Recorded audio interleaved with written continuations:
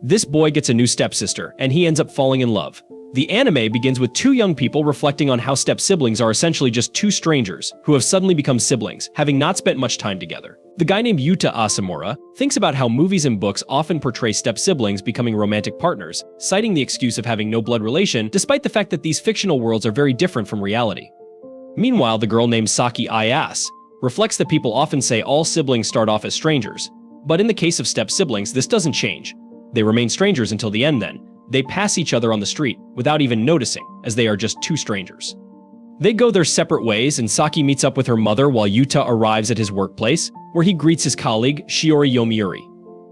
Later, Saki and her mother, Ekiko, meet a man at a restaurant, and the next day we discover he is Yuta's father, Taichi Asamura. Taichi tells his son that he plans to remarry. Taichi explains that the woman works at a bar, and that he met her when he went there with his boss. He also mentions that he has arranged a meeting for that night so Yuta can meet her, expecting his presence after work. Yuta is not bothered by his father's new marriage, saying that what matters is his father's happiness. After all, nothing will change in his life. However, Taichi warns that, contrary to what Yuta thought, his life will change because he will get a new younger sister, the daughter of his father's new wife. Before the meeting, Yuta sees a photo of his new sister, a small child, but when he arrives at the bar where they arrange to meet, Yuta introduces himself and meets Akiko, his father's new wife, and her daughter, Saki, who is practically his age. The guy is surprised, and Taichi explains that he celebrates his birthday a week before hers, making him the older brother, even though they are both in their second year of high school. Akiko realizes the misunderstanding and explains to Yuta that the photo he saw of Saki was from when she was a child. After she grew up, she never allowed anyone to take pictures of her again. The girl justifies this by saying she is not photogenic at all.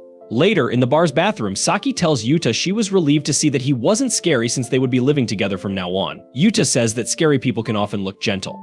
The girl then responds that Taichi mentioned Yuta is a hardworking guy saving up for college and getting excellent grades in school. Yuta retorts that criminals can also be very smart, which makes the girl burst into laughter. Later, they leave the bar together, and Saki says she wants to tell Yuta something before their parents come out, as it is something she can only tell him. Yuta jokes that he must be an amazing person to have earned her trust so quickly. Saki comments that his humor and way of speaking make her think he is an easy person to get along with, and precisely because of that, he should be able to understand what she wants to say. Then, Saki says she has no expectations of Yuta and doesn't want him to have any expectations of her either. The girl asks if he understands what she means, and he confirms saying he is relieved, which makes her feel the same way. お母さんたちが出てくる前に親に言えないこと？すごいな、俺。そのユーモア、話し方、どれにも強い熱を感じない。私の言葉も正確に理解してくれると思って。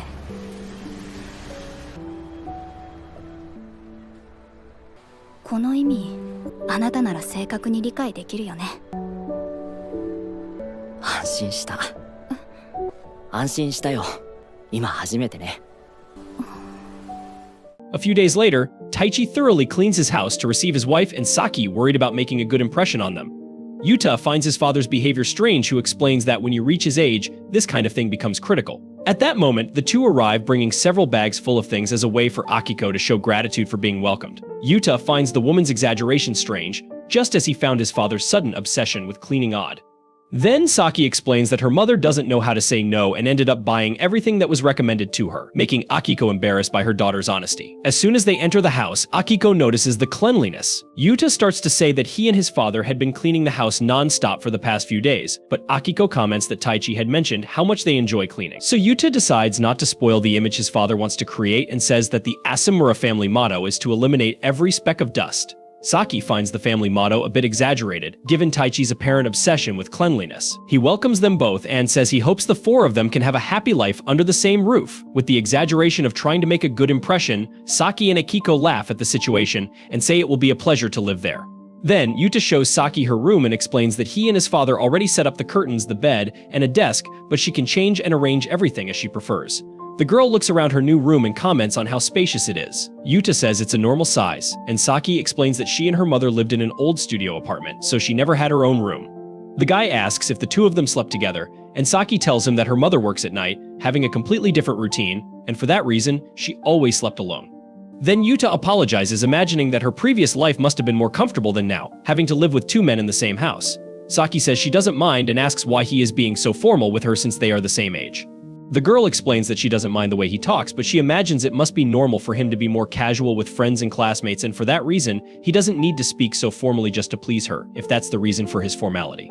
Yuta explains that his intention is not exactly to please her. To clear any doubts, he asks Saki if she prefers that he doesn't speak formally with her. The girl decides to be honest and says she would feel more at ease if he used a more relaxed tone when talking to her. After all, he doesn't owe her any respect or anything like that. Immediately, Yuta drops the formality, making Saki a bit taken aback by the speed of the change. He explains that it will be difficult for them to talk as if they were old friends, but since she is being honest and making her preferences clear, it makes things much easier for him. Saki laughs and comments that she's happy they can resolve their differences. She shares that her friends at school don't take her way of dealing with things seriously because they laugh and say it seems like she wants to make a contract with them. Saki continues, saying that because of this, she cut ties with everyone except for one person, as she didn't care about the rest since they didn't understand what they were thinking, and it seemed like a waste of time trying to please boys who didn't even try to communicate. Yuta offers to help Saki organize her things, and she accepts his help. Thus, while Akiko and Saki get to know the house better and settle in, Yuta helps unpack the moving boxes, even accidentally finding a piece of the girl's intimate clothing. The guy feels embarrassed by the situation, and Saki and her parents laugh at him. 優しいんだ。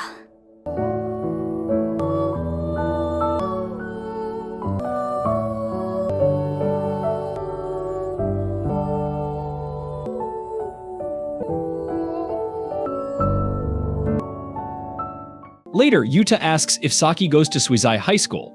She confirms and asks if he finds it strange that a girl attends a preparatory school. He denies it and explains that he's asking because he also studies there. Then Yuta says that if possible, he would like them to pretend to be strangers at school, apologizing for his request. Saki responds that she doesn't mind since it doesn't matter to her, and maybe it's better for him that way. Yuta starts to reply when his phone rings, interrupting the conversation. Saki says he can feel free to leave or take the call in front of her if he prefers. He thanks her and leaves the room to answer the call. The next day, during his shift, his co-worker, Yomiuri, says he smells like a girl and asks if he has a girlfriend. Yuta is surprised to smell like Saki, and Yomiuri continues teasing, wondering how many hours he spent next to the girl to end up smelling like that. He doesn't like the joke and says he's leaving, making Yomiuri apologize, as she had already told her that he got a sister, and so she assumed the girl had already moved in.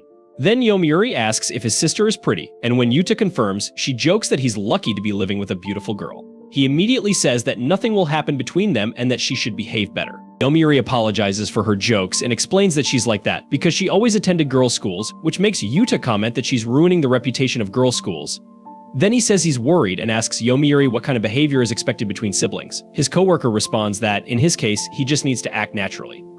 After work, Yuta walks home, where he immediately takes off his shoes as usual and sees Saki on the couch.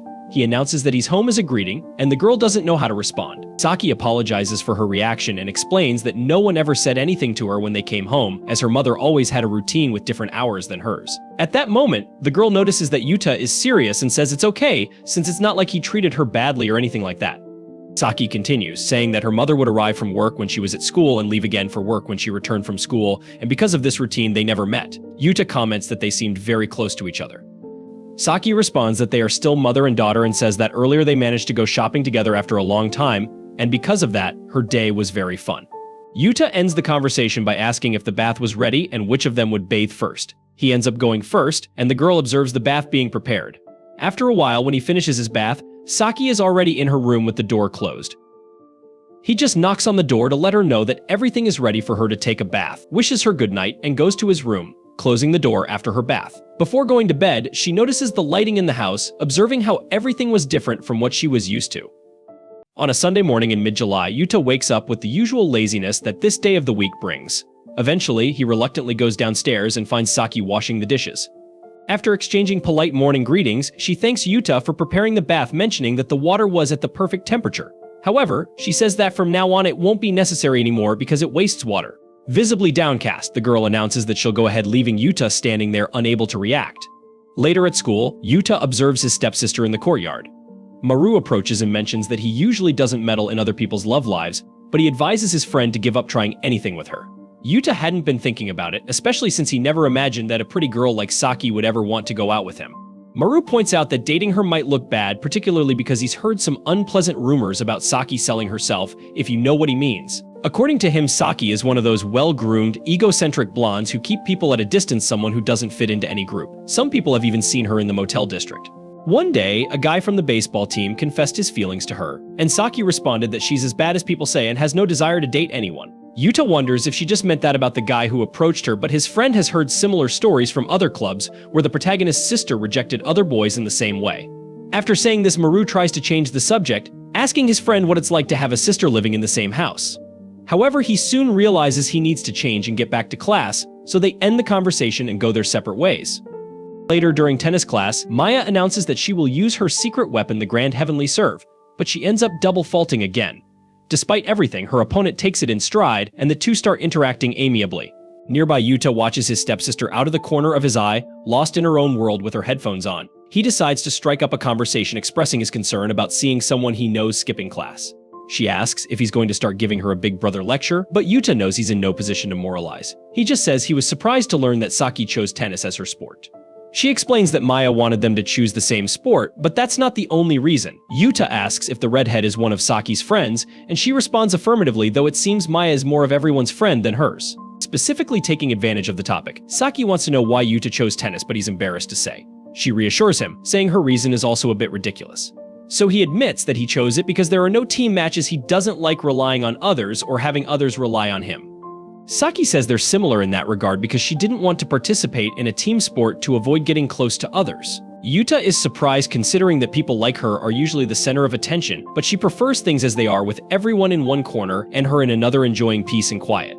With that said, Yuta asks if she wants peace to keep her headphones on as usual. When Yuta gets home, Akiko tells him she's made dinner for him. He regrets that she went to all that trouble before going to work, as dealing with customers must be tough. She agrees that she deals with a lot of people, but as a bartender it's more relaxed, so she doesn't mind cooking occasionally. Before leaving, she asks Yuta to take care of Saki for her. In the late afternoon, Yuta is studying in his room when he hears a knock on the door. He asks the person to come in, and Saki opens the door announcing her arrival. Not understanding why she made this announcement, he welcomes her as she turns on the light, so he won't study in the dark. She then asks if Yuta knows of any easy jobs that pay well because she needs money without committing too many hours, something around 10,000 yen per hour. Yuta doesn't know of any such jobs, so she mentions that she read somewhere that if you want money, you have to sell yourself. Trying not to sound disrespectful, Yuta comments that Saki should value her body more, but she replies that she already does, which is why she believes she can make a lot of money. Yuta asks if she would say that in front of her mother, and she calmly says yes because her mother would be happy to hear that her daughter has finally matured. With that, she asks Yuta if his father wasn't proud when he started doing that, and he begins to get confused, as it seems they're talking about different things. Moving away from that topic, Saki reminds him that he mentioned a job yesterday. ただいま。おかえり。さ。そこ不思議があるところ。1、2時間の拘束でお金は欲しいけど、どうかなって書いてあったし。こういうこと言うの、マナー違反かもしれないけど、の体を大切にした方がいいと思うんだ。お父さん喜ばなかった？喜んだら大問題でしょ。と、昨日言ってたじゃん。え？ Shortly after, the two eat something together, and Saki explains that many people are curious about why she dresses the way she does. In her opinion, her clothes are like equipped mode gear that allows her to live in society. Not fully understanding, Yuta jokingly asks if her outfit has any defense bonuses, but Saki believes there's some connection to that because after all, we all fight battles all the time, even if they're not visible to the eye. Changing the subject, she asks if his mother doesn't look beautiful when she goes to work, and the boy admits she does. Saki mentions that his mother only finished high school and thinks this might bother his brother since Akiko is a beautiful woman without a college degree who works at night. People often say she is dumb or that she takes advantage of her looks. After all, if you're smart but not beautiful, they say you're a snob who pretends to be an intellectual. Now, if you're beautiful but not very smart, they say you're trying to con someone. When a beautiful woman depends on a man, she's a parasite. But if she works hard to have things on her own, she's just a spinster who couldn't get a man to support her. That's why Saki dresses the way she does, because she needs to appear perfect to stand out before she has the strength to be perfect at school and work. Yuta doesn't mind any of this but thinks it must be a bit tiring to act like that.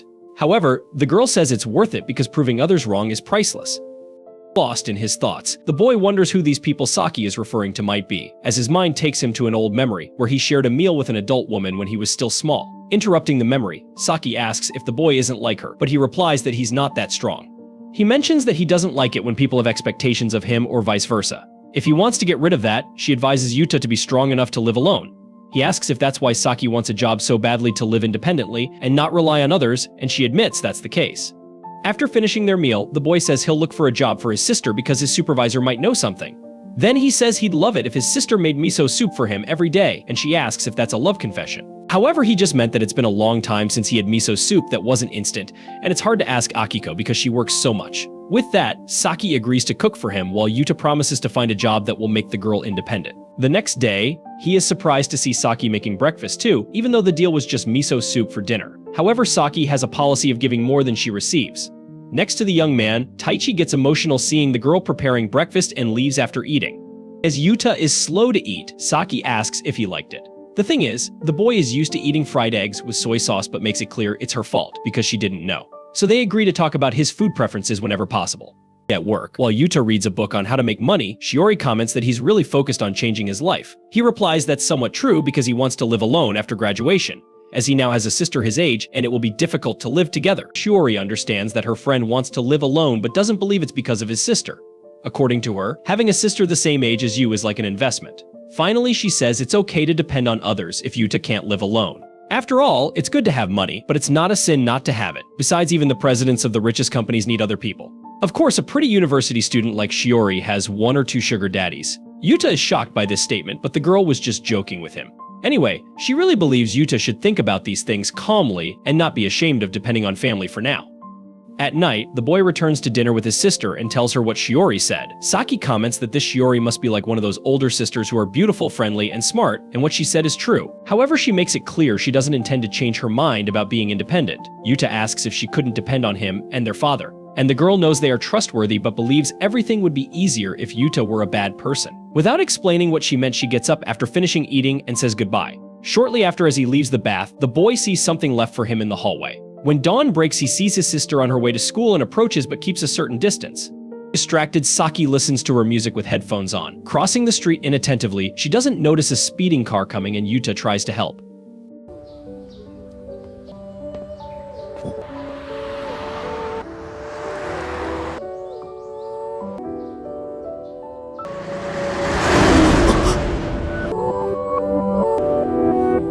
Later during tennis class, Maya is drawing everyone's attention with her extroverted behavior as usual, and Saki is her partner in the game. Earlier, Yuta had to play the big brother role because his sister's recklessness almost led to her death. With her broken headphones on the ground, she hugs her backpack to feel any support. Even if it's not real, then she apologizes. After the match, Saki looks directly at her brother but walks away from him. When school ends, he grabs his things from his locker and sees Saki outside the school without an umbrella in the pouring rain. So he looks at the umbrella in his hand. When he gets home, the guy is completely drenched because he had lent the umbrella to his sister. This is the end of Days with My Stepsister episode 2. Thank you so much for staying on this channel and watching our videos. Don't forget to like this video and subscribe to our channel so we can keep you updated with our latest content. See you in the next video.